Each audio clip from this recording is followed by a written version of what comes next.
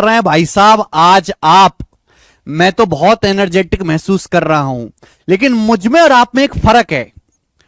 फर्क यह है कि मैं पूरे बैच पढ़ाने तक ऐसी ही एनर्जी में रहता हूं, और आप पहले दिन, दूसरे दिन, तीसरे दिन तो एनर्जी में रहते हैं, और उसके बाद आपकी एनर्जी लगातार छीण कम होती जाती है, और यही एक कारण है कि आप लोगों का सिलेक्शन नहीं हो पाता।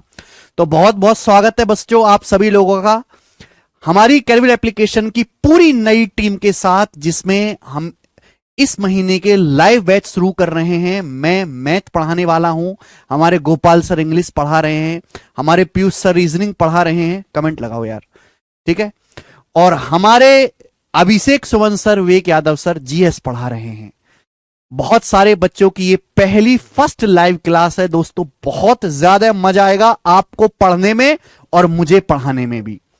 मुझे बहुत ज्यादा मजा आता है एक बहुत कमजोर बालक को जीरो से उठाने में। जो बालक ऑलरेडी पढ़ा हुआ है, जिसको पहले से बहुत कुछ आता है, उसको तो कोई भी पढ़ा देगा। ठीक है मेरे दोस्त, हम बिल्कुल बेसिक से शुरू करेंगे मेरे प्यारे भाई। उससे पहले मैं आपको दो चार चीजें बताना चाहूंगा कि ये जो सिलेक्शन की जो जर्नी है, जो कंपटीशन की जर्नी है, जो कंपटीशन है, ये ऑन ग्राउंड लेवल पे है ही नहीं, ये बच्चे के दिमाग में है। असली जो कंपटीशन होता है स्टूडेंट का, वो खुद से होता है, अपने दिमाग के साथ होता है। एक्चुअल में जब भी अगर आप चाहे सीजीएल का फॉर्म आए, चाहे सीएचएसएल का फॉर्म आए, चाहे सीपीओ का फॉर्म आए, अमूमन लाख की संख्या में फॉर्म जाते हैं। सीएचएसएल के 35 लाख फॉर्म, सीजीएल के 25 लाख फॉर्म। वैकेंसी कितनी होती है? 8 से 10 हजार मात्र वैकेंसी होती है। लेकिन अगर सही मायने में देखा जाए, इन 25-30 लाख बच्चों में से आपको मुश्किल से 1 लाख बालक भी ऐसे नहीं मिलेंगे जो ढंग से पढ़े हुए हों, जिन्होंने ढंग से पूरा सिलेबस किया हो, जिन्होंने ढंग से मेरे दोस्तों रिवीजन किया हो, जिन्होंने डेली पढ़ाई करी हो, जिन्होंने प्रीवियस ईयर के क्वेश्चंस लगाए हो, जिन्होंने मॉक टेस्ट लगाए हो। मात्र जो क्वेश्चन है, मात्र जो कंपटीशन है, वो 1 लाख बच्चों के बीच में होता है, और उन 1 लाख बच्चों में से 10,000 बच्चे सिलेक्शन लेके निकलते हैं। यानी कि 35 लाख में से आप 34 लाख बच्चे तो निकाल ही दो, काम के बच्चे 1 लाख बच्चे। 1 लाख बच्चे वाकई में मेहनत करते हैं, डेडिकेशन के साथ पढ़ते हैं, और उसके बाद काम आता है उनकी स्ट्रेटजी, बच्चे का पढ़ाया हुआ कंटेंट, उसका फोकस, उसका थोड़ा सा लक, और एग्जाम प्रेशर को झेलने की क्षमता। ये 4-5 चीजें अगर आपके पास है तो ही आप एक नौकरी लेके निकलेंगे। कुछ चीजें अच्छी करने के लिए आप मेरे साथ जुड़े हैं मैथ स्पेशल बैच में, zero to hero. Zero to hero live math special ये वही बैच है जिससे पढ़ के सीजीएल 2020 के रैंक 1 निकली, सीजीएल 2021 का रैंक 1 निकला, सीजीएल 2022 का रैंक 1 निकला, सीएचएसएल के लगातार कई सालों के टॉपर्स निकले हैं। और इस बार तो बहुत अच्छी बात है कि वैकेंसी बहुत ज्यादा आ रही हैं। चाहे हम बात करें एसएससी सीजीएल में एक्साइज जीएसटी इंस्पेक्टर की 3000 वैकेंसी हैं, इनकम टैक्स इंस्पेक्टर की भी लगभग 500 वैकेंसी हैं, टीए की वैकेंसी भी बहुत ज्यादा हैं। राम राम भाई, प्लस माइनस से शुरू करो भाई। बैच भाई जीरो टू हीरो है, -2 नहीं है। देखो एक चीज मैं आपको बताना चाहूंगा, बैच है जीरो से हीरो। मैं पढ़ाऊंगा जीरो से बेटा, माइनस से नहीं कि मैं आपको गिनती भी सिखाऊं, वो आपको पहले से आनी चाहिए।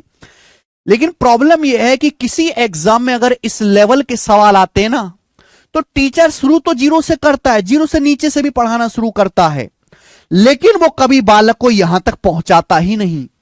और जब बालक यहां तक पहुंचता ही नहीं, इसलिए बच्चे सालों साल प्री तो पास करते रहते हैं, लेकिन वो हमेशा मेंस में फेल होते जाते हैं।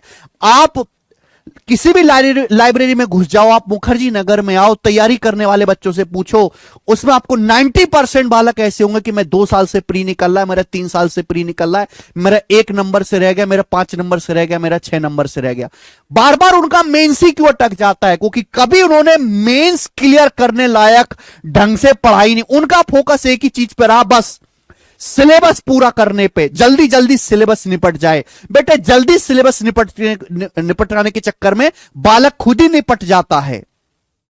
जीरो टू हीरो अकेला ऐसा बैच है जिसको पढ़ने के बाद ना आपको अलग से कोई प्रैक्टिस करने की जरूरत है, ना आपको अलग से कोई कैप्सूल बैच लेने की जरूरत है, ना आपको कोई मेंस स्पेशल करने की जरूरत है, ना आपको कोई पीडीएफ सॉल्व करने की जरूरत है।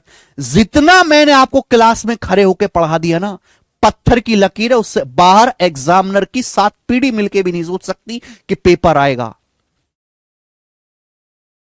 इंग्लिश के, जीएस के, रीजनिंग के, कभी ये टीचर्स खुल के नहीं कहते कि बस ये कर लो जो मैं पढ़ा रहा हूं। मैं खुल के कहता हूं कि जितना मैं क्लास में पढ़ा रहा हूं केवल उतना करके चले जाओ। एक सवाल बाहर नहीं जाएगा, एक कॉन्सेप्ट बाहर नहीं जाएगा, एक शब्द बाहर नहीं जाएगा। बिल्कुल जो है एज इट इज आपको पेपर में चीजें देखने को मिलेंगी, बस डाटा चेंज होगा। ठीक है दोस्त, तो मैं भाई दूसरे अध्यापकों की तरह केवल आपको यहां से लेके यहां पे नहीं छोड़ूंगा कि आपको इतने ये जो स्ट्रगल है ये आपका कभी पूरा ही ना हो। बच्चे का ये गैप कभी पूरा ही नहीं हो पाता, इसलिए उसका मेंस निकलता ही नहीं है। मैं मेरे दोस्तों शुरू करूंगा जीरो से। मैं आपको साइड हीरो नहीं बनाऊंगा, मैं आपको पूरा हीरो का रोल दिलवाऊंगा, ना मैं आपको विलन बनाऊंगा। ठीक है भाई, तो हम जीरो से मेरे दोस्तों हीरो बनेंगे और फिर हीरो से सुपरस्टार तक का सफर तय करेंगे। बहुत लंबी जर्नी है। एक ही चीज की बस मुझे आपसे जो है डिमांड है कि आप डेडिकेशन बनाए रखें, जोश बनाए रखें। आपने देखा कि जिस एनर्जी से आज मैं बोल रहा हूं, आप मेरी 100वीं क्लास देखेगा उसमें भी मैं इसी एनर्जी के साथ बोलूंगा। मेरी आवाज उतनी कड़क रहेगी, मैं उतने ही क्वेश्चन प्रैक्टिस कराऊंगा, मैं उसी स्पेस से पढ़ाऊंगा। लेकिन बालक ढीले पड़ जाते हैं भाई। ढीला नहीं पढ़ना है, जो ढीला पड़ गया वो मर गया। 1 साल चाहिए, बस 1 साल की आग चाहिए बेटा, 1 साल का डेडिकेशन चाहिए।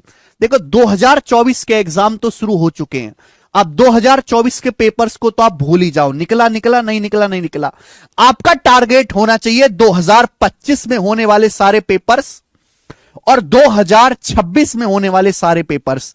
इन 2 साल में एक सरकारी नौकरी लेके निकलना ही निकलना है। मैथ और रीजनिंग 2 ऐसे सब्जेक्ट है जिनमें आप 100% स्कोर कर सकते हो, 100%। देखो बहुत सारे बालक अच्छे कॉलेज से पढ़े होते हैं ना, बीटेक करी होती है, उनकी स्कूलिंग भी अच्छी होती है, तो वो यूट्यूब से भी तैयारी कर लेते हैं, वो सेल्फ स्टडी भी कर लेते हैं। लेकिन हर बालक ऐसा नहीं है, बहुत ही कम बच्चे ऐसे होते हैं। ज्यादातर बालक ऐसे जिनको सिलेबस पढ़ने के लिए, समझने के लिए, रिवीजन करने के लिए, कंटेंट का फ्लो जानने के लिए एक टीचर की आवश्यकता होती है। और टीचर अगर सही गाइड करे तो बच्चा धारदार है, और अगर टीचर सही गाइड ना कर पाए, सही से पढ़ा ना पाए, तो बालक खुट्टल है। टीचर पे बहुत कुछ निर्भर करता है। तो आप एक ऐसी ट्रेन में चढ़ चुके हो मेरे साथ जो आपको सीधा मंजिल पे ले जाके छोड़ेगी, बस मंजिल पे ले जाके छोड़ेगी। एक ही चीज की बस आपसे डिमांड है, एनर्जी बनाए रखें, जोश बनाए रखें। जोश बहुत जरूरी है, और अभी तो आप जवान हो बेटा, ये जोश नौकरी से पहले भी चाहिए, नौकरी के बाद भी चाहिए, तभी हमारा देश सुधरेगा। ठीक है, ये पहली लाइव क्लासेस चैप्टर की जो यूट्यूब पे फ्री चल रही है। एक ना अपना सेपरेट स्पेस बनाओ। अगर आप लाइब्रेरी में जाते हैं तो लाइब्रेरी में एक अपनी अलग डेस्क बनाओ। अगर आप घर पे रह के पढ़ाई करते हैं तो उसमें एक अलग कोना चुन लो, चाहे वो कमरे का कोना हो सकता है, घर की छत हो सकती है, कोई पार्क हो सकता है। उसमें ना एक चीज अपने सामने ना, चाहे अपनी कॉपी में रखो, चाहे अपने पर्स में रखो, कहीं भी एक चीज मेरे दोस्तों ध्यान से सुनिएगा, यह लिख लीजिए, 4-5 पॉइंट करके लिख लीजिए कि नौकरी क्यों चाहिए, नौकरी क्यों चाहिए। एक पेज, एक चिट ऐसी बना लो जो आपको बार बार दिखाई देते रहे। जैसे आप अपने पढ़ाई करने के रूम में घुसे, सामने आपकी सबसे पहले नजर जाए जिस पे लिखा रहे नौकरी क्यों चाहिए। पहला कि जो भी आपकी समस्याएं, हर किसी के अलग अलग हो सकती है, कि मेरे परिवार की आर्थिक स्थिति ठीक नहीं है। दूसरा, मैं माताजी पिताजी के लिए कुछ करना चाहता हूं। तीसरा, कि मैं अपनी बहन की शादी करवाना चाहता हूं। चौथा, कि मुझे अपने छोटे भाई को पढ़ा के कामयाब करना है। पांचवा, कि मेरे अलावा मेरी फैमिली को कोई देखने वाला नहीं है। जो भी, हर आदमी का परिवार अलग अलग है, हर किसी की समस्या अलग अलग है।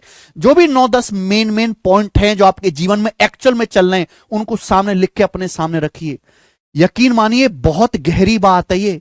जब वो 24 घंटे में से आपको बार बार दिखाई देगा, बार बार, कि आप एंटर के सामने आपको दिखाई दे रहा है कि फोकस मुझे नौकरी क्यों चाहिए, वो आपको हमेशा मोटिवेट करता रहेगा पढ़ाई करते रहने के लिए।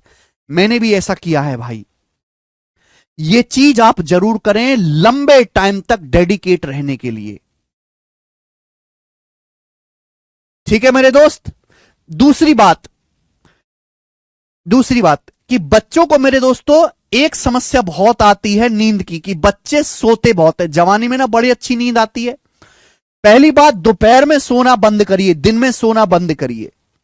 दिन में कतई नहीं सोना है।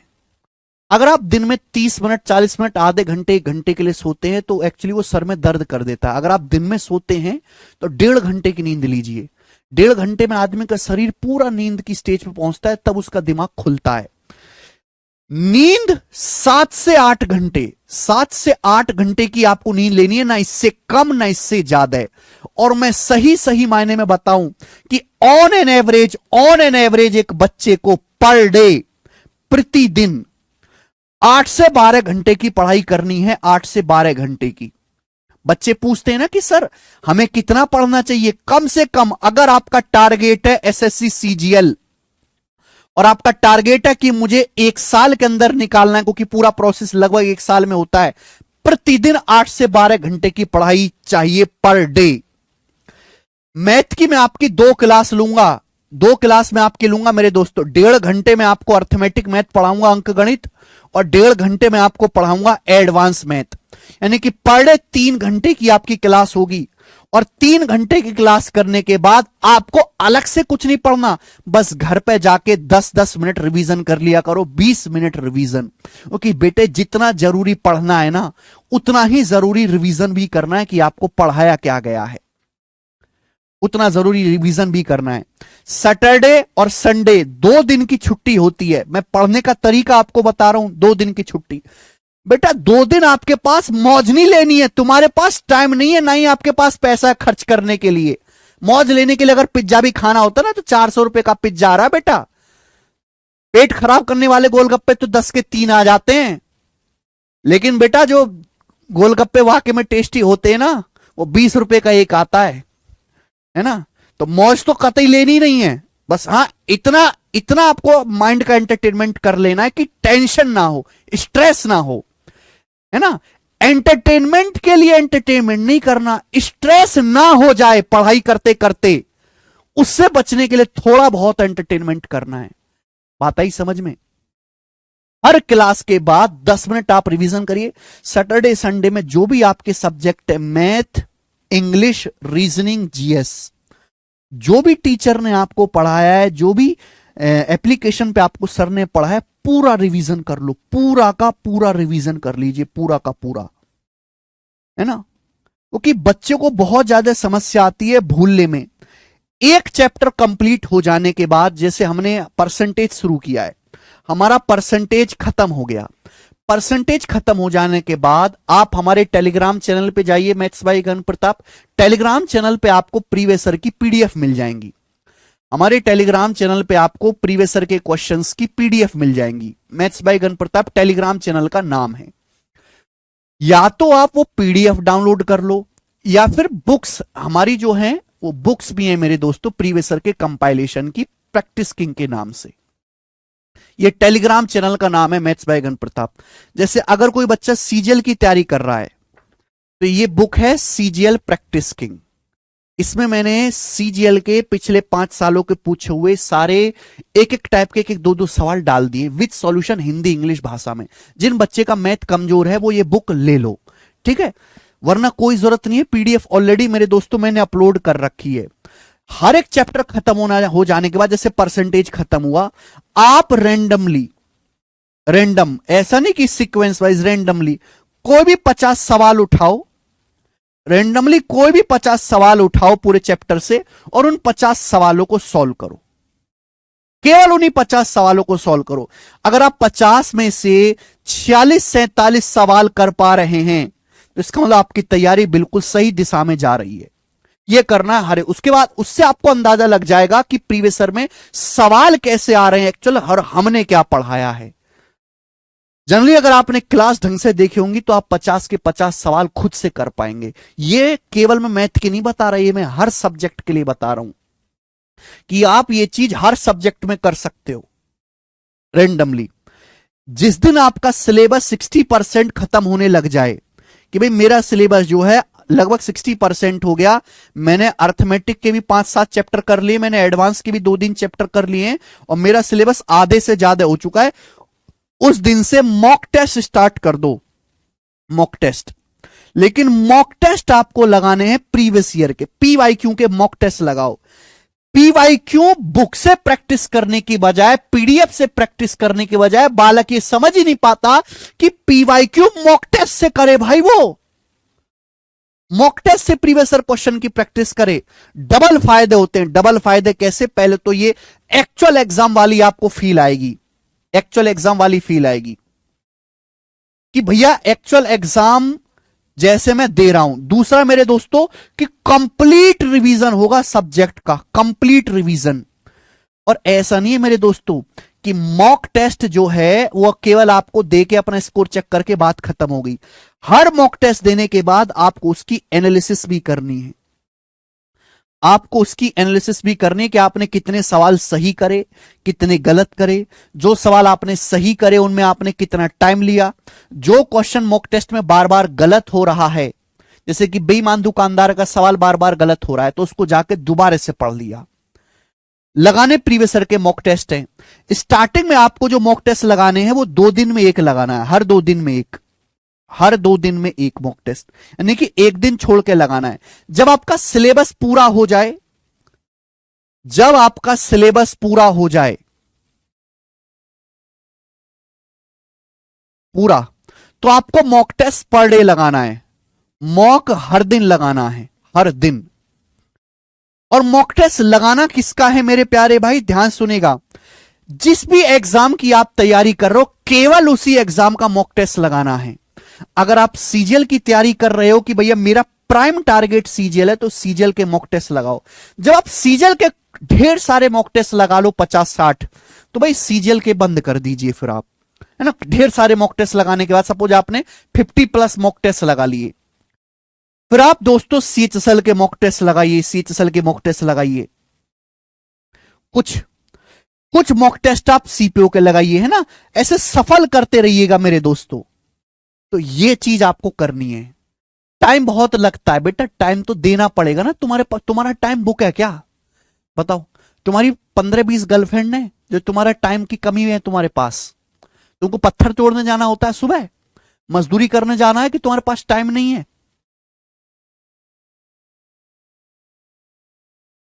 तुम्हारे पास तो टाइम ही टाइम है। अरे तुम ही तो भारत में ऐसे आदमी हो जिनके पास टाइम की कोई कमी नहीं है। और है कोई आदमी?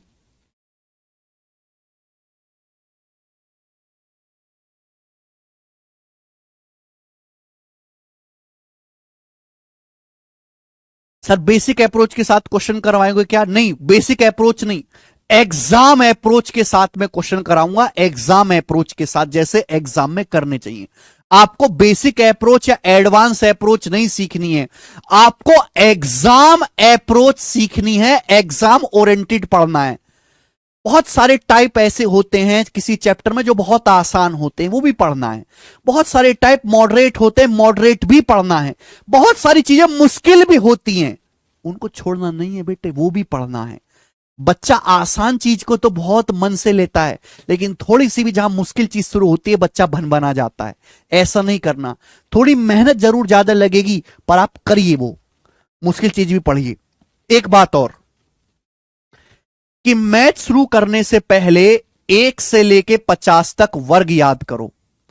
1 से लेके 50 तक की संख्याओं के स्क्वायर याद करो, वर्ग।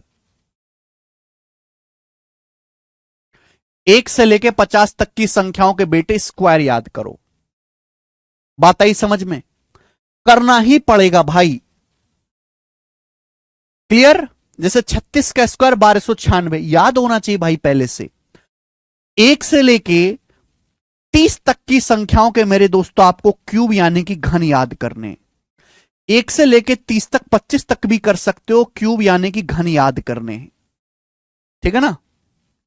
चलिए, 1 से लेके 30 तक के आपको टेबल्स याद करने। टेबल्स, पहाड़े, टेबल्स याद करनी है। याद होनी चाहिए तभी काम चलेगा। और टेबल्स का मतलब ये नहीं है कि मुझे ये पता है कि 19 निम्मा 171 होता है, 19 निम्मा 171 होता है, ये टेबल नहीं है। टेबल्स याद करने का मतलब ये है कि मुझे ये पता है कि 171 19 निम्मा होता है। इस तरीके से आपको टेबल याद होनी चाहिए। बात आई ना समझ में? 1 से लेकर 30 तक टेबल्स याद होनी चाहिए। दूसरा मेरे दोस्तों कि बच्चों को डेसिमल से बहुत डर लगता है, दशमलव का जोड़ना, घटाना, गुणा, भाग। तो बेटा दशमलव की ना डेली की डेली बहुत सारी एप्लीकेशन भी होती हैं, कैलकुलेशन की बहुत सारी एप्लीकेशन भी हैं, गूगल पे बहुत सारे क्विज भी हैं। तो डेसिमल की मेरे दोस्तों आपको क्या करनी है, डेली जो है कैलकुलेशन की, डेली जो है दशमलव की कैलकुलेशन, जोड़ने घटाने की अलग से मेरे दोस्तों, जो जिसकी बहुत ज्यादा कमजोर है। गूगल पे भी है बहुत सारे क्विजेस, एप्लीकेशन भी हैं। 10 से 12 मिनट प्रैक्टिस करनी, ज्यादा नहीं कहूंगा, मात्र 10 से 12 मिनट, मात्र 10 से 12 मिनट आपको प्रैक्टिस करनी है।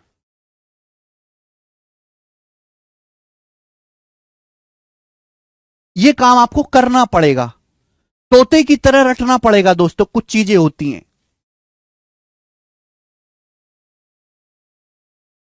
जब तक आप ये चीज नहीं कर लेते तब तक आप गणित सीखने के लिए अच्छी तरीके से तैयार नहीं हो। ये चीज मेरे दोस्तों आपको पहले कर लेनी है। अगली बात पे आते हैं कि कंपटीशन क्या है। देखो मेरे दोस्तों, एसएससी के जितने भी पेपर होते हैं, सीजीएल, सीएचएसएल, सीपीओ, एमटीएस, मैं अगर बात कहूं आज के टाइम के हिसाब से पिछले 3-4 साल का मैं ट्रेंड बताऊं तो इजी टू मॉडरेट पेपर आता है। एसएससी का जो पेपर है वो इजी टू मॉडरेट आता है मेरे दोस्तों, यानी कि बहुत मुश्किल पेपर नहीं आता, बहुत आसान पेपर आता है। लेकिन इसका नुकसान यह है कि इसकी वजह से गधे घोड़े सब बराबर हैं। हर किसी आदमी को लगता है कि भैया ये एसएससी तो बहुत आसान है, मैं भी इसका पेपर दूंगा, मैं भी करूंगा। सब बच्चे तैयारी करते हैं, सब कोचिंग करते हैं, सब टीचर अच्छे पढ़ा रहे हैं, बच्चे भी मेहनत कर रहे हैं। कट ऑफ बहुत ज्यादा पहुंच चुकी है, एसएससी के एग्जाम की कट ऑफ बहुत ज्यादा पहुंच चुकी है। यानी कि अगर आपको एक ढंग की नौकरी चाहिए, ढंग की नौकरी चाहिए मेरे दोस्तों, कि आपको इंस्पेक्टर पोस्ट भी मिल जाए, आपकी ज्वाइनिंग भी ऐसा ना हो कि आप हो तो राजस्थान के और आप पहुंच गए बेंगलोर में, चेन्नई में, जहां आपका मन नहीं लग रहा। तो ढंग की नौकरी चाहिए मेरे दोस्तों। तो 80% तो मेरे प्यारे भाई, 80% से ज्यादा आपको स्कोर करना पड़ेगा, 80% से ज्यादा स्कोर। ये बात आप समझ लीजिए। 80% 10वीं 12वीं में नहीं आए बच्चों के, कंपटीशन में लाने पड़ेंगे। 80% तो 10th-12th में नहीं आते बेटा, कंपटीशन में आपको लाना पड़ेगा और आपकी ढंग की नौकरी चाहिए। वहीं मेरे दोस्तों अगर हम बैंकिंग के पेपर की बात करें, बैंकिंग का पेपर जो होता है, चाहे आप आईबीपीएस पीओ लीजिए, आईबीपीएस क्लर्क लीजिए मेरे दोस्त, एसबीआई पीओ लीजिए, एसबीआई क्लर्क लीजिए, वहां का जो पेपर है, चाहे वो मैथ की बात हो, चाहे इंग्लिश की बात हो, चाहे रीजनिंग हो, रीजनिंग में बहुत बड़ी बड़ी पजल आती हैं, उनका पेपर बहुत मुश्किल आता है, बहुत मुश्किल कंपैरेटिवली एसएससी, एसएससी के मुकाबले इनका पेपर 3-4 गुना मुश्किल होता ही होता है, 3-4 गुना। चाहे मैथ के लिए, चाहे इंग्लिश के लिए, चाहे रीजनिंग, तीनों ही सब्जेक्ट की बात मैं कर रहा हूं, तीनों ही सब्जेक्ट की, बैंकिंग की। तो बैंकिंग के पेपर में इस वजह से कट ऑफ बहुत कम है, कट ऑफ बहुत कम है, बहुत ज्यादा कम कट ऑफ है। मतलब जितने नंबर पे बैंकिंग के पेपर में लोग टॉप कर जाते हैं ना, इतने नंबर में एसएससी के एग्जाम की जो है कट ऑफ भी क्लियर नहीं होती। निगेटिव मार्किंग भी है। आप एसएससी का कोई भी पेपर दीजिए, सभी में निगेटिव मार्किंग है, निगेटिव मार्किंग सभी में। अगर आपका 3 नंबर का एक क्वेश्चन है तो एक सवाल सही करने पर आपको 3 नंबर मिलेंगे, मेंस की बात कर रहा हूं मैं। और आप अगर गलत करेंगे तो आपका 1 नंबर कट जाएगा। Negative marking, negative marking banking में भी होती है। जो बच्चे डिफेंस में जाना चाहते हैं, सीडीएस, एनडीए, एफकेट की तरफ, जो बच्चे डिफेंस में जाना चाहते हैं सीडीएस, एनडीए, एफकेट की तरफ, है ना, उनका जो पेपर है मेरे दोस्तों, उनका जो पेपर है वो भी मेरे दोस्तों मुश्किल ही आता है। मतलब एसएससी के मुकाबले उनका पेपर अच्छा आता है, इसलिए इन एग्जाम्स की कट ऑफ भी कमी होती है। ये वो पेपर हैं जो रेगुलर बेसिस पे होते हैं हर साल। ये वो एसएससी, बैंकिंग, सीडीएस, एनडीए, एफकेट, ये ऐसे पेपर हैं जिनका एग्जाम हर साल होगा। चाहे वैकेंसी कम आए ज्यादा आए, लेकिन पेपर हर साल होगा।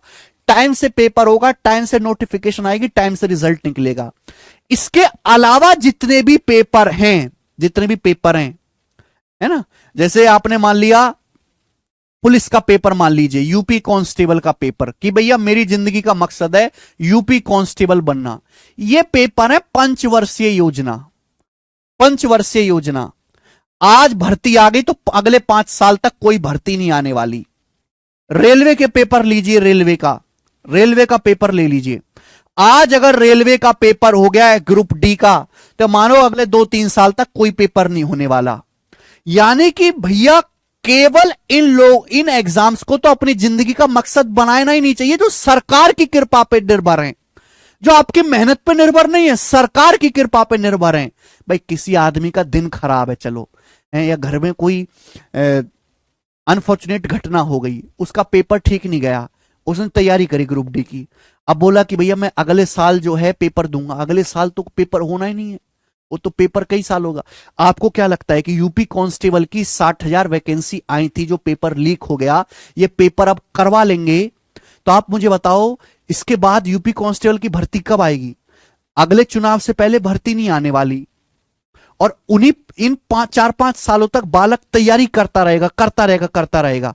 अगर उसी टाइम वो यूपी कांस्टेबल से हटके CHSL, MTS, CPO in exam में ध्यान लगाता तो उसका सिलेक्शन ना हो जाता। आप टीचर का कोई भी पेपर दो, टीचर का कोई भी पेपर, आज भर्ती आ गई, कई सालों तक कोई भर्ती नहीं आने वाली। चाहे बिहार टीचर की बात करो, और स्टेट के एग्जाम्स हैं वो तो लीक होते रहते हैं। कंफर्म एक बार पेपर हो गया, लीक होगा, लीक होने के बाद दोबारा होगा। यानी कि जो प्रोसेस एसएससी, बैंकिंग, सीडीएस में 1 साल में होता है, वही सेम प्रोसेस स्टेट एग्जाम में 2 से 3 साल में होता है। तो ये जो एग्जाम है ना बच्चों, ये आपको साइड में रखने चाहिए, साइड बाय साइड तैयारी करो। बिल्कुल सिलेबस इनका वही है जो आपका बाकी एग्जाम का, लेकिन इनकी तैयारी साइड बाय साइड करनी चाहिए।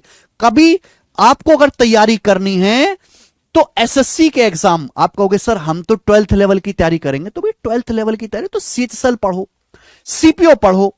आप सीपीओ का मेरे दोस्तों तैयारी करो। अगर कोई बच्चा सीपीओ की तैयारी कर लेता है ना, सीपीओ दिल्ली पुलिस, तो एसएससी जीडी का पेपर दे देगा, दिल्ली पुलिस कांस्टेबल का पेपर देगा, दिल्ली पुलिस हेड कांस्टेबल का पेपर देगा, सीआरपीएफ, सीआईएसएफ के पेपर दे देगा। बात आई समझ में? यूपी कांस्टेबल, बिहार कांस्टेबल के पेपर दे देगा एक सीपीओ की तैयारी करके। लेकिन कभी बालक सीपीओ को ध्यान में कर इनपैक्ट का रहता है। ऐसे नहीं करना है मेरे दोस्त, ठीक है ना? तो टारगेट करो एक ठीक ठाक एग्जाम को, ठीक ठाक एग्जाम को ध्यान में रख के 1 साल तक पढ़ोगे। 1 साल बहुत बड़ा समय होता है, उसके नीचे बतेरे एग्जाम है वो अपने आप कवर हो जाएंगे। टारगेट ही आप छोटा बना लोगे तो काफी परेशानी है भाई। ओके, ये कुछ चीजें मुझे बतानी थी। हाँ, अब आप पूछ सकते हैं कि आप लोगों को क्या डाउट है, आप मुझसे पूछ सकते हैं कि आप लोगों के क्या डाउट हैं। ऐसी जॉब बताएं जिसमें हेट ना हो, क्या कह रहे हो? इंग्लिश स्ट्रेटजी प्लीज सर, मेरी इंग्लिश बहुत कमजोर है। देखिए अगर आपकी इंग्लिश बहुत कमजोर है तो बहुत कम चांस है कि आप खुद से उसको सुधार सकते हैं। आप एक टीचर के पास जाइए, गोपाल सर या पीयूष जो है हमारे जयदीप सर हैं, टीचर के साथ जुड़ो। इंग्लिश का सिलेबस उतना लंबा नहीं, उतना ज्यादा लंबा बैच इसका होता नहीं, 5 से 6 महीने में खत्म हो जाता है। उसके साथ आप करते रहो, रीडिंग की थोड़ी थोड़ी आदत बनाओ। इंग्लिश के लिए आपको यही करना है। सर मेरा मैथ बहुत कमजोर है। पहली बात, एक कमजोर नाम आपके अपने आगे से हटा दो। जब तुमने खुद को ये मान ही लिया कि मैं कमजोर हूं, तो तुम तो ऐसे ही फेल हो गए बेटा, है ना? कमजोर मैथ, पहली बात तो मैं गणित में कमजोर हूं, मैं बहुत गरीब हूं, मेरे साथ बहुत समस्या। ये कहना, ये रोना धोना बंद करो। वो मोदी जी का मीम सुना? हाँ आवाज आ रही है, रोना बंद करिए आप लोग। वो बिल्कुल तुम्हारे ऊपर मारता हूं मैं। कमजोर अपने आप को कहना बंद करो बेटे। 8वीं पास करी है ना, 9वीं पास करी है ना, 10वीं पास करी है ना, 11वीं पास करी है ना, 12वीं पास करी है ना, कैसे पास हुई, कैसे पास हो गई? कमजोर नहीं हो आप ठीक हो। आपने कभी उस लगन से, उस मेहनत से, उस डेडिकेशन से सब्जेक्ट को पढ़ा ही नहीं। आपको वैसे टीचर मिले ही नहीं जैसे मिलने चाहिए थे। लेकिन आज आपको वैसा टीचर मिल गया है जो आपके पास होना चाहिए था स्कूल टाइम में, आज मिल गया है। स्कूल के टीचरों से भी ज्यादा स्लो, है ना, उनसे भी ज्यादा डिटेल में मैं आपको समझाऊंगा।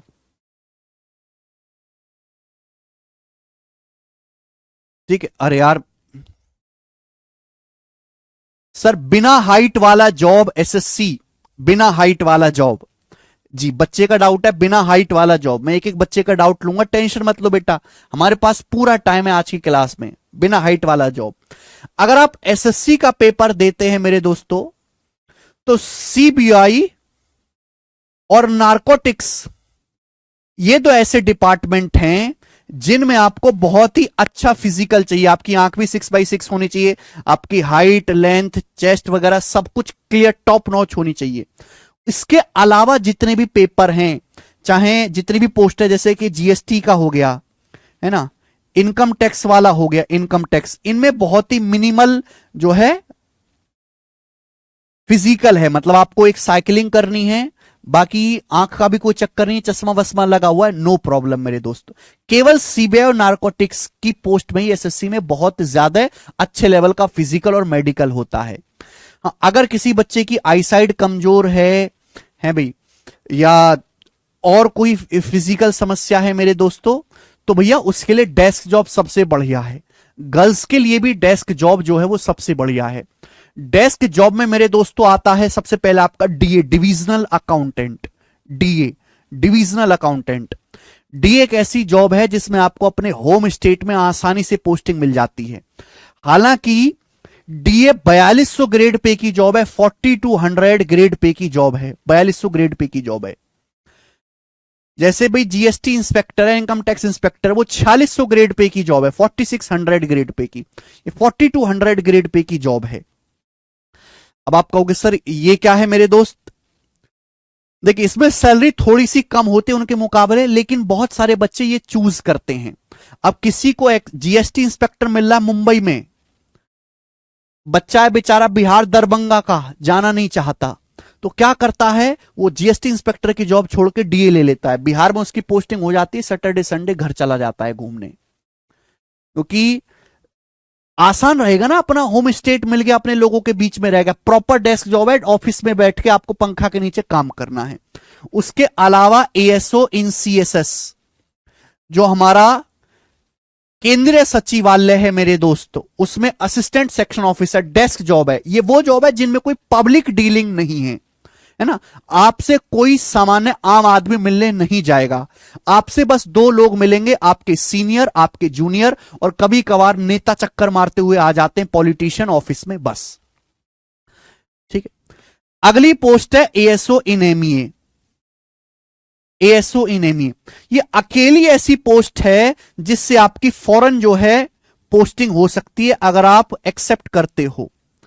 अगर आप एक्सेप्ट करते हो तो शायद आपको इंडोनेशिया या मलेशिया, थाईलैंड, सिंगापुर, यहां पे जो है विदेश मंत्रालय में जाने का मौका मिले।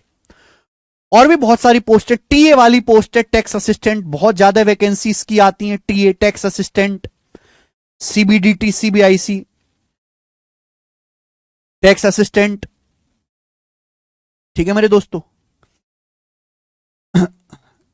आजकल वैसे जीएसटी और इनकम टैक्स इंस्पेक्टर भी डेस्क जॉब की तरह, इनमें कोई बहुत ज्यादा ऐसा नहीं कि आपको रेड मारनी है। जीएसटी और इनकम टैक्स जो आईटीआई है, ये भी मेरे दोस्तों डेस्क जॉब की ही तरह ही हैं। ओके। अगर आप पीओ बनते हैं, प्रोविजनरी ऑफिसर, तो आपकी जो कोस्टल एरिया में पोस्टिंग रहेगी, समुद्र के किनारे, मुंबई में, गुजरात में, इस तरीके से पीओ, ये चीज आप देख लीजिएगा। एएसओ इन एमईए सैलरी, देखो अगर आप एमईए में जाते मिनिस्ट्री ऑफ एक्सटर्नल अफेयर में, तो जिस भी देश में आप जाते हो उस देश की करेंसी के हिसाब से सैलरी मिलेगी। भारत में रुपया चलता है, हर देश में तो रुपया नहीं चलता है ना। अब यहां हम, जैसे मैं इंडोनेशिया गया था घूमने, वहां लाख लाख रुपए होते हैं। यहां से वहां जाएगा तो कितना लगेगा, 1 लाख लगेगा भाई, है ना। लेकिन एक्चुअल में उसकी वैल्यू इंडियन रुपीज में 400-500 रुपए ही है। तो हर कंट्री के हिसाब से मिलता है। एक मोटा मोटा माने कि सपोज आपके यूरोप के किसी कंट्री में आपकी पोस्टिंग हो जाती है एमईए के थ्रू, तो आपकी जो सैलरी रहेगी वो 5 लाख के आसपास रहेगी पर मंथ, 5 लाख। लेकिन खर्चा भी उसी हिसाब से होता है, जिस हिसाब से सैलरी उसी हिसाब से खर्चा भी होगा। ये बैच 2024 और 2025 दोनों के लिए है। आजकल ईडी बहुत फेमस है, लेकिन ईडी डेस्क जॉब नहीं है, ईडी एक फील्ड जॉब है। ईडी तो रेड मारने जाते हैं ना मेरे दोस्तों, ईडी। ईडी एक फील्ड जॉब है जिसमें आपको डेली तो नहीं, मतलब हफ्ते में 3-4 दिन आपको जो है रेड मारने जाना ही है, किसी पॉलिटिशियन पे, अधिकारी पे, अपने दोस्त, हो सकता है आपको अपने रिश्तेदार के घर पे रेड मारने जाना पड़ जाए।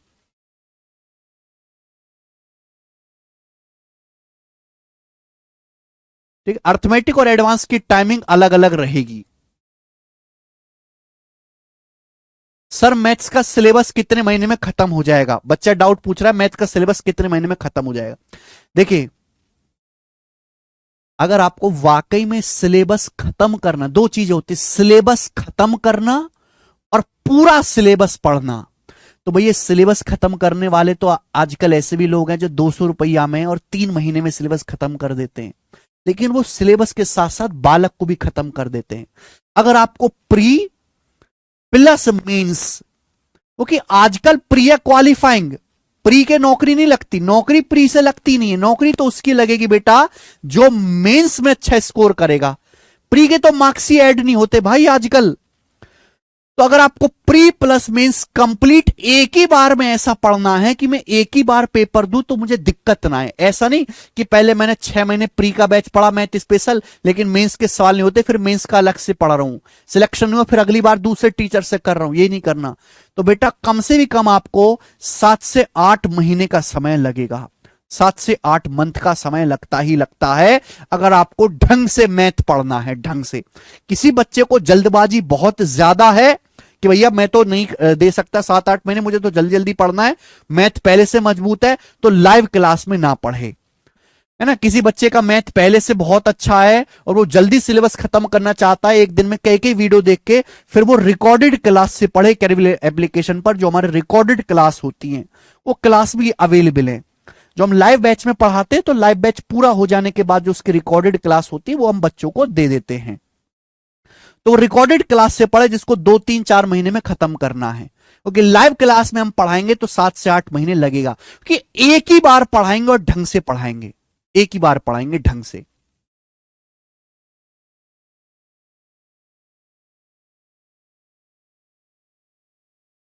सीडीएस एग्जाम के लिए मैथ ही होगी? यस बिल्कुल, अच्छा डाउट पूछा। आप कोई भी एग्जाम दीजिए मेरे दोस्तों, आप भारत का कोई भी एग्जाम दो, मैं आपको नाम गिना देता हूं, CGL, CHSL, CPO, MTS, selection post, CDS, NDA, AFCAT. उसके बाद आप कैट का पेपर दीजिए, railway, ALP, technician, group D, railway police force sub inspector constable, TGT, PGT, Bihar दरोगा, UP constable, UPSI, MPSI, Orissa constable, Orissa दरोगा, जितने भी पेपर हैं, ये जितने भी एग्जाम है जिनमें भी मैथ आता है, जिनमें भी क्वांटिटिव एप्टीट्यूड पूछा जाता है, इसी बैच से कर लोगे। मैं ये नहीं कह रहा कि बेटा एमटीएस के लिए अलग मैथ पढ़ना पड़ेगा, सीडीएस के लिए अलग मैथ पढ़ना पड़ेगा, सीजीएल के लिए अलग मैथ पढ़ना पड़ेगा, नहीं। एक ऐसे लेवल पे आपको सेट कर दूंगा, पेपर कोई भी हो मैथ यही लगेगा, बैच यही पार करवाएगा, इस पेपर पे, इस लेवल पे मैं आपके छोड़ूंगा। इनकम टैक्स इंस्पेक्टर में टाइपिंग जरूरी है? यस। अगर आप कोई भी 4600 ग्रेड पे की जॉब लेते हैं, अगर आप कोई भी 4600 ग्रेड पे की जॉब लेते हैं, डेस्क जॉब है तो सभी में यस आपकी टाइपिंग होनी चाहिए, आपको टाइपिंग आनी चाहिए, टाइपिंग आनी चाहिए,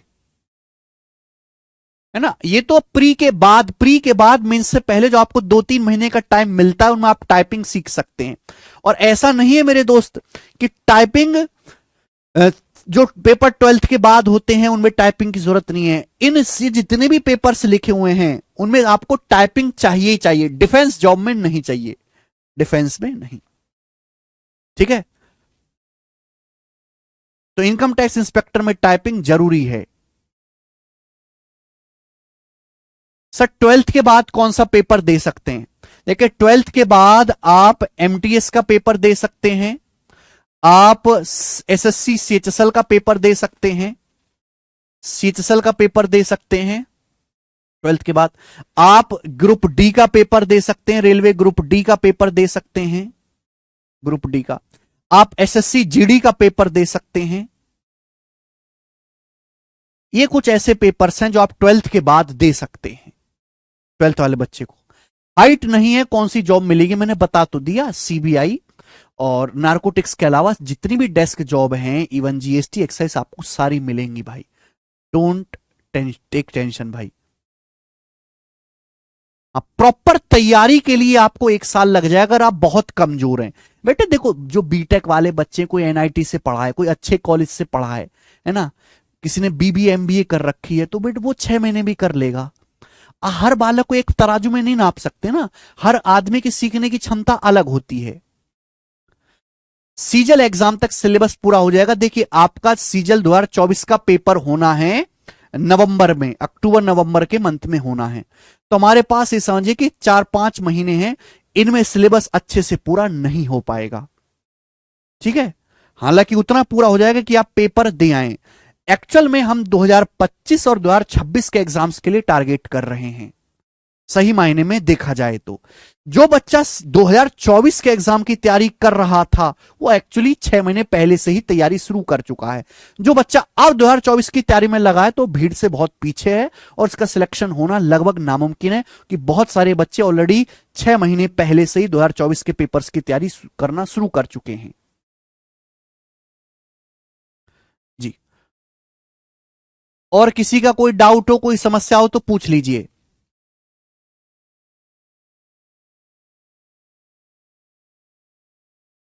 सीजल एज कितना है?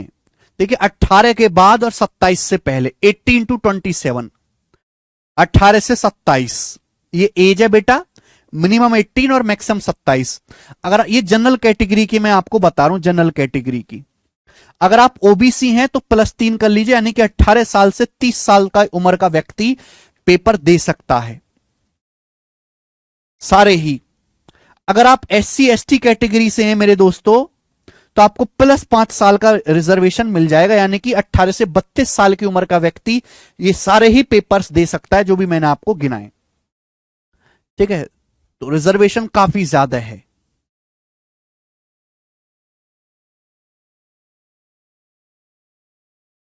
सर मैं आर्ट्स का स्टूडेंट हूं, मैथ एकदम 0 है, कॉन्फिडेंस नहीं है। भाई नूर आलम, आर्ट्स के स्टूडेंट हो तो ये तो कंफर्म सी बात है कि आपको साइंस साइड वाले बच्चे के बराबर मैथ नहीं आता। आपको करना क्या है कि आपको जो साइंस वाला बच्चा है, मैथ वाला बच्चा है, उससे ज्यादा मेहनत करनी है। देखो मेरे दोस्त, ध्यान सुनेगा, आप हो यहां पे क्योंकि आप आर्ट से पढ़े हो, और ये बच्चा ऑलरेडी यहां पे मैथ, ये मैथ से पढ़ा है, 10th में भी मैथ है, 12th में मैथ है, बीटेक भी करी है ना, अच्छी इसकी स्कूलिंग रही है। आप डेली डेली डेली डेली इतना इतना चीज कवर करते हो, ये बच्चा डेली डेली इतना छलांग मारता है, इतना। क्या आप कभी इसकी बराबरी कर पाओगे? कभी जिंदगी में इसकी बराबरी कर पाओगे? आप जितना पढ़ के आगे निकलोगे, आपसे और आगे निकल चुका होगा, है ना। तो बेटे बराबरी तभी होगी जब, अगर आपका आर्ट वाले हो, मैथ कमजोर है, आप मैथ के साथ साथ इंग्लिश में बीट करने की कोशिश करो। इंग्लिश में, कि भाई मैथ में आप एक सर्टेन 90% स्कोर कर सकते हो, आप नहीं कर सकते 99-100% स्कोर। इंग्लिश में आपको करना होगा। अब कोई बालक ये कहने लगे, सर हम आर्ट के हैं, मैथ तो हमने जिंदगी में पढ़ा ही नहीं, इंग्लिश हमारी बचपन से कमजोर है, जीएस हमको याद होती नहीं, और रीजनिंग तो सभी कर लेते हैं, बताओ नौकरी कैसे लगेगी हमारी? तो बेटे ऐसे मत बनो। एक चीज तो कम से कम तुम्हारे अंदर होनी चाहिए, या तो मैथ हो या इंग्लिश हो या फिर रटने की ताकत हो। भाई जीएस में स्कोर कहीं ना कहीं एक जगह तो आपको मैथ वाले को पटकनी देनी ही पड़ेगी। भाई वो अगर इतनी छलांग मारा एक दिन में 2-2.5 घंटे पढ़ रहा है, तो आपको बेटा इतनी इतनी छलांग मारनी पड़ेगी, तब जाके एक दिन ऐसा आएगा कि आप दोनों बराबर लेवल पे आ पाओ। लेकिन हर बालक के अंदर एक चीज तो होनी ही चाहिए स्पेशल, बिल्कुल सपाचट हर सब्जेक्ट में हो, तो ऐसे बालक का तो बहुत मुश्किल है बेटा, काम बहुत मुश्किल है। हाँ जी बताइए। हाँ सर बता दो, ये वीडियो बाद में देख सकते हैं या नहीं, अमित कुमार जी कह रहे हैं। देखिए ये लाइव क्लास है, लाइव क्लास खत्म हो जाने के कुछ मिनट के बाद जब ये इसकी प्रोसेसिंग पूरी हो जाती है, वो आपको रिकॉर्डेड क्लास भी अवेलेबल रहेगी। ऐसा नहीं कि अगर आपकी कोई लाइव क्लास मिस हो गई तो वो क्लास नहीं देख पाएंगे। हर लाइव क्लास खत्म हो जाने के बाद रिकॉर्डेड क्लास अवेलेबल है, आप जब चाहें जितनी बार चाहें उतनी बार उसको रिपीट कर करके देख सकते हो। इनकम टैक्स इंस्पेक्टर की कमाई अगर आज के टाइम पे इनकम टैक्स इंस्पेक्टर की कमाई की बात करें तो लगभग 73,000 सैलरी मिल रही है, 73,000 के आसपास सैलरी मिल रही है सारे ही इंस्पेक्टर को। जितनी भी इंस्पेक्टर पोस्ट हैं उनको लगभग 73,000 के आसपास सैलरी है। अगर वो बड़े शहरों में जैसे कि मुंबई में, है ना, दिल्ली में, चंडीगढ़ में, बेंगलोर में, इस तरीके से 73,000 के आसपास। GST, excise, custom, income tax, PO, CBI, लगभग 73,000 रुपए आपकी सैलरी है। सर डिस्क्रिप्टिव क्या है? डिस्क्रिप्टिव नहीं है इस समय मेरे दोस्तों। ना तो आपका कोई इंटरव्यू होना है, ना ही आपको कोई डिस्क्रिप्टिव का पेपर देना है। इस समय एसएससी के जितने भी पेपर हैं वो वनडे एग्जाम की तरह हैं, वनडे एग्जाम की तरह। ना तो आपको कोई इंटरव्यू होगा, ना ही कोई आपको ऐसे लेटर लिख के अपनी लिखने की क्षमता की प्रतियोगिता करनी है। वनडे एग्जाम की तरह जिसका जितना ज्यादा हाई स्कोर आएगा, जो जितने ज्यादा नंबर लेके आएगा, और सारा पेपर ऑब्जेक्टिव होगा, बहुविकल्पीय पोर्शन आएंगे। कोई भी थ्योरेटिकल सवाल आपसे नहीं आएगा, सारे ऑब्जेक्टिव क्वेश्चन होंगे, विकल्प वाले, ऑप्शंस वाले। जो जितना ज्यादा स्कोर करेगा उसको उतनी बढ़िया नौकरी मिलेगी, दैट्स इट। ना कोई इंटरव्यू है और ना ही मेरे दोस्त कोई डिस्क्रिप्टिव है।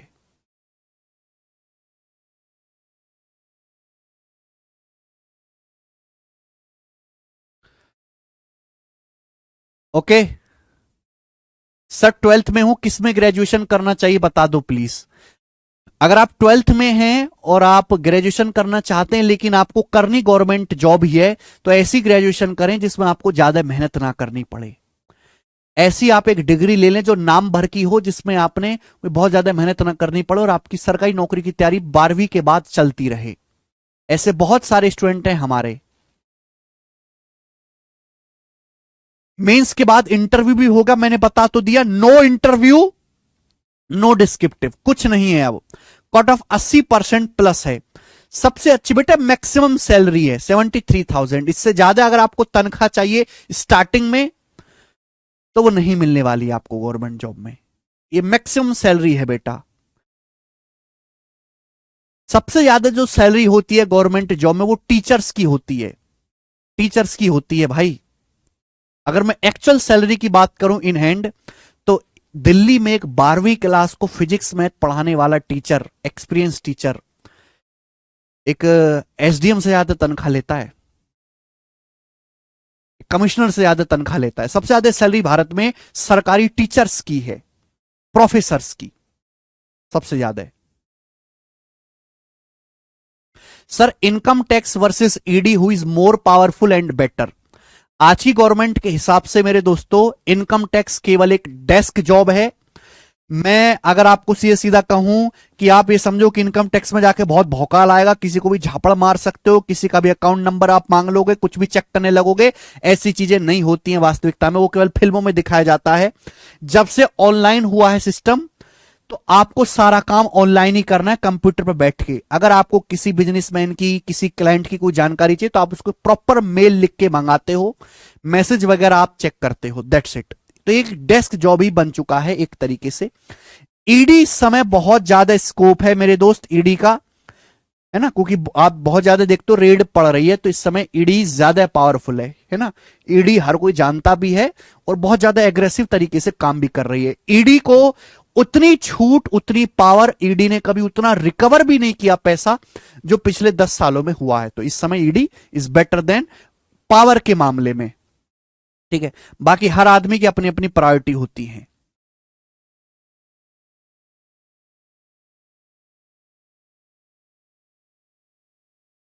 जी, सैलरी मैंने आपको बताई दी है। सर बैंकिंग के लिए पीवाईक्यू, हाँ जी, बैंकिंग के पीवाईक्यू भी मैं सीट में डालूंगा। एमईए के लिए कितनी रैंक चाहिए? देखो मेरे दोस्तों, अगर आपको टॉप पोस्ट चाहिए मेरे दोस्तों, टॉप पोस्ट एएसओ इन एमईए सीएसएस, तो आप टारगेट करें कि अंडर 500 आपकी रैंक आए। अगर वैकेंसी अच्छी खासी है तो 500 के अंदर आपकी रैंक आए, ये आपको टारगेट करना पड़ेगा। टॉप पोस्ट जैसे आपको एग्जामिनर चाहिए, है ना, एमईए चाहिए, सीएसएस चाहिए, तो आपको अंडर 500 रैंक लानी पड़ेगी। जनरल कैटेगरी में मैं बात कर रहा हूं। हाँ जी सर, मेरी डिग्री डिस्टेंस एजुकेशन से, सीजन में कोई प्रॉब्लम तो नहीं है? डिस्टेंस एजुकेशन हो, चाहे फर्जी एजुकेशन हो, चाहे नकल छाप हो, अगर आपने एक सही सी यूनिवर्सिटी से कर रखा है, जो यूनिवर्सिटी सरकारी रिकॉर्ड में मान्य है, आपकी डिग्री कामयाब है, आप दे सकते हैं सीजीएल का पेपर। सीट इस बार काफी ज्यादा है। सीजीएल की पोस्टिंग कहां कहां हो सकती है? देखिए, सीजीएल की पोस्टिंग भारत में कहीं भी हो सकती है। एक बात मैं आपको बता दूं क्लियर कट, पहले जाने से पहले, इस समय एसएससी की किसी भी पोस्ट में ट्रांसफर नहीं है। एक बार आपकी पोस्टिंग जहां हो गई, ये भूल जाइए कि 10-15 सालों से पहले आप वहां से हट सकते हो, ट्रांसफर नहीं है। यानी कि अगर आप इनकम टैक्स इंस्पेक्टर बन के अगर आप चेन्नई चले गए तो आपको चेन्नई चले गए। ऐसा नहीं कि आप ये एप्लीकेशन डाल दो डिपार्टमेंट में कि मेरी जो है मेहरारू जो है मेरी पत्नी वहां यूपी में रहती, मैं यहां रहता हूं, मन नहीं लगता, रात को याद आती है, वहां भेज दो, झापड़ा मारा जाएगा आपको। इवन ये तक कि मेरे मम्मी पापा की तबीयत खराब है, उनका कोई देखने वाला नहीं है, ये भी बहुत ही कम चांस है कि ये एप्लीकेशन भी कंसीडर करी जाए। सीधा कह देंगे जॉब छोड़ दो, चलो अपना संभालो माँ बाप को, ठीक है। तो इसलिए इस ट्रांसफर है ही नहीं। एक बार आपकी जो पोस्ट लग गई वहीं पर आपको काम करना है। इसलिए बच्चे क्या करते हैं कि बार बार पेपर देते रहते हैं, है ना। जो भाई जिसको बढ़िया जॉब लग गई लेकिन वो है बहुत दूर, यहां घर से अपने 1000 किलोमीटर दूर है, तो दोबारा पेपर देता है अपने होम स्टेट में आने के लिए। इसलिए कंपटीशन और ज्यादा है कि फ्रेशर भी पेपर देते हैं, रिपीटर भी पेपर देते हैं।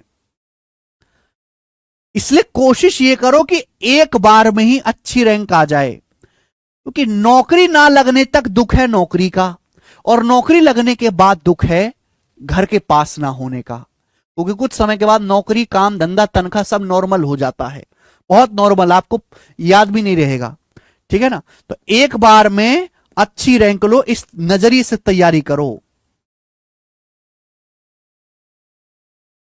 एक बार में।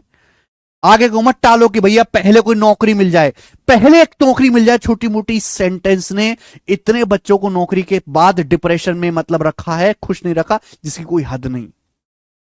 सर आईबी और एनआईए की भी जॉब प्रोफाइल बता दीजिए। इंटेलिजेंस ब्यूरो, एनआईए, ये अपना अलग से भी पेपर कराते हैं, इनकी वैकेंसी बहुत थोड़ी आती है, इनमें भी बहुत अच्छा फिजिकल और मेडिकल होता है, दोनों पोस्ट में ही। सर टैटू के साथ सीजीएल में कोई दिक्कत? टैटू के साथ सीजीएल में कोई दिक्कत नहीं है, लेकिन सीपीओ में दिक्कत है ना। अगर आपको सरकारी नौकरी चाहिए तो मैं आपको रिक्वेस्ट करूंगा कि टैटू वैटू ज्यादा ना रखें, बड़ा टैटू ना बनवाएं कोई बॉडी पे। अगर कोई बहुत बड़ा टैटू है वो हट सकता है तो हटवा लीजिए, ठीक है ना, बेवजह कि आपको बाद में परेशानी फेस करनी पड़े। हाँ, ग्लासेस अलाउड हैं, चश्मे अलाउड हैं।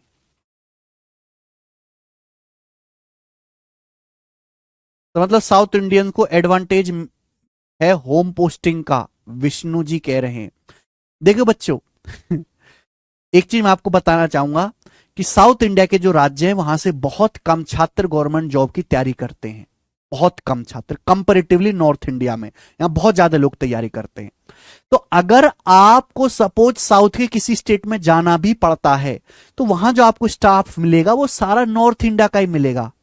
ये मत समझो कि आप केरला में चले गए तो वहां पे आपको ऑफिस में केरल के लोग काम करते हुए मिलेंगे, नहीं, अपने बिहार के, यूपी के, चंडीगढ़ के, राजस्थान के, यहीं के लड़के मिलेंगे। इक्का दुक्का है जो साउथ के लोकल लोग आपको वहां पे काम करते हुए मिलेंगे, ठीक है, कि वो बहुत ही कम लोग तैयारी करते हैं। तो ऑफिस के अंदर आपको इन्वायरमेंट घर जैसा ही लगेगा, प्रॉब्लम है ऑफिस के बाहर आने के बाद। Sir concept king book out of stock, concept king book की डिमांड इतनी ज्यादा है कि हम जितनी प्रिंट करवाते हैं वो जो है दोपहर दोपहर में पूरी निकल जाती है, तो हमारी जो है लगातार वो प्रिंट हो रही है। हाँ, ये मैं बताना भूल गया, मैं आपको बता देता हूं कि सिलेबस पढ़ते टाइम आप डेली के डेली नोट्स बनाओ, जो भी मैं क्लास में पढ़ाता हूं डेली नोट्स बनाओ उसका, केवल आपको कंसेप्ट का नोट्स बनाना है ना। नोट्स कैसे बनाना है मैं वो भी बता देता हूं कि बेटा कंसेप्ट का नोट्स बनाओ, केवल कंसेप्ट थ्योरी फॉर्मूला लिखो खुद से, और जो सवाल आपको क्लास में मुश्किल लगे, भाई एक क्लास में मुश्किल से 2-3 सवाल ही मुश्किल करवाते हैं, बाकी इजी होंगे, मॉडरेट होंगे, केवल उनका नोट्स बनाओ, हर किसी को कॉपी में लिखने की जरूरत नहीं है। अब मैंने एक बहुत अच्छी चीज कर दी है कि चैप्टर, ये रिफ्रेश करना, चैप्टर खत्म हो जाने के बाद, जैसे हमारा परसेंटेज चैप्टर खत्म हो गया, तो खत्म हो जाने के बाद परसेंटेज की जितनी भी क्लासेस हुई उसके हैंड रिटन नोट्स आपको मिल जाएंगे। ठीक है भाई, हमने एक स्टूडेंट को ही जो तैयारी भी कर रहा है उसी को बेचारे को लगाया है कि वो नोट्स भी बनाता रहेगा साथ साथ, चैप्टर खत्म हो जाने के बाद हैंड रिटन नोट्स मिल जाएंगे। उसके बाद भी अगर आप बहुत ज्यादा आलसी हैं, है ना, और नोट्स नहीं बनाना चाहते, तो ये जो बुक है मैथ्स कॉन्सेप्ट किंग, एसएससी की सबसे पॉपुलर बुक है, सिलेक्ट स्टूडेंट्स की फेवरेट है। इस बुक को आप मंगा लीजिए, मैथ्स कॉन्सेप्ट की। इसमें मैथ्स के जितने भी कॉन्सेप्ट मैं आपको पढ़ाऊंगा, जितने भी फॉर्मूला शॉर्टकट पढ़ाऊंगा, वो सारे इसमें ऑलरेडी लिखे हुए हैं। ठीक है ना, जैसे ज्योमेट्री के सारे कॉन्सेप्ट है विद डायग्राम, इस तरीके से कलरफुल वे में सब कुछ इसमें बारीकी से लिखा हुआ है, जैसा मैं क्लास में पढ़ाऊंगा आपको कॉन्सेप्ट। केवल इसमें एग्जाम्पल्स हैं और प्रैक्टिस क्वेश्चंस में थोड़े ज्यादा करवाऊंगा ही, आपको पता है। अगर मैं बात करूं तो पूरा मैथ सिखाने के लिए, पूरा मैथ अर्थमेटिक एडवांस का हर एक चैप्टर कंप्लीट सिखाने के लिए मैं आपको 4000 से ज्यादा क्वेश्चंस करवाऊंगा। 4000 प्लस क्वेश्चंस होंगे इन क्लास में। और मैं ये विश्वास से कह सकता हूं कि इन 4000 सवालों को करके कोई भी बच्चा, चाहे वो आर्ट का हो, कॉमर्स का हो, या फिर नकल छाप हो, गणित सीख सकता है। पूरे मैथ में 4000 से ज्यादा क्वेश्चंस मैं आपको करवाने वाला हूं। हर चैप्टर की जितनी हैसियत है, जितनी औकात है, मैं वो करवाऊंगा हर चैप्टर की। जैसे अर्थमेटिक में प्रॉफिट लॉस लाभ हानि सबसे महत्वपूर्ण चैप्टर है, प्रॉफिट लॉस लाभ हानि डिस्काउंट छूट बट्टा। अर्थमेटिक अंक गणित में सबसे ज्यादा पूछे जाने वाला लाभ हानि छूट। तो इस चैप्टर के मैं आपको 500 से ज्यादा क्वेश्चंस कराऊंगा। क्यों? क्योंकि सबसे ज्यादा पूछा जाता है पेपर में।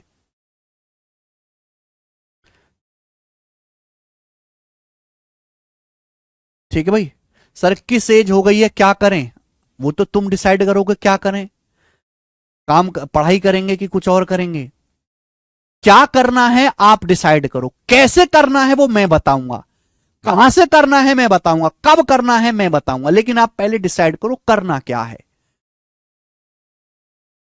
ठीक है, टाइम बहुत है मेरे दोस्तों आपके पास। शाम को ही क्लास आपकी होगी, 8 बजे क्लास होगी, डेली क्लास होगी। सर जॉब करने वाले स्टूडेंट मिनिमम कितने आवर्स पढ़े? देखिए, जो लोग जॉब कर रहे हैं, जो वर्किंग हैं, अगर उन्होंने एक बार भी कोचिंग नहीं की है और उनको इतने ज्यादा जानकारी भी नहीं है, तो भैया फिर तो उनको कुछ महीने के लिए जॉब से साइड हट के तैयारी करनी पड़ेगी। अदरवाइज अगर एक बार सिलेबस पूरा पढ़ रखा है, जानकारी है, सब्जेक्ट्स की जानकारी है, तो अगर आप उसके बाद 3 घंटे भी पढ़ते हैं सफिशिएंट है जॉब वाले बच्चे। ऐसा नहीं कि आप सालों साल घर पे बैठ के तैयारी करते रहे, 1 साल ढंग से तैयारी कर लो, उसके बाद जॉब करना शुरू कर दो, कोई भी छोटी मोटी प्राइवेट, कोई फैक्ट्री में काम करने लगो, चाहे डेली का 2-3 घंटे पढ़ोगे, उतना ही रिजल्ट आपको मिलेगा। घर पे सालों साल बैठने की जरूरत नहीं है। टाइम बहुत है, 2025 के सीजीएल के लिए बहुत ज्यादा टाइम है, 1 साल से भी ज्यादा का समय है। निश्चिंत होकर तैयारी करो, समय बहुत है, समय की कोई कमी नहीं है। सीजल प्रीलिम्स 2024 नवंबर के महीने में होगा, अक्टूबर नवंबर के महीने में होगा, अक्टूबर एंड में।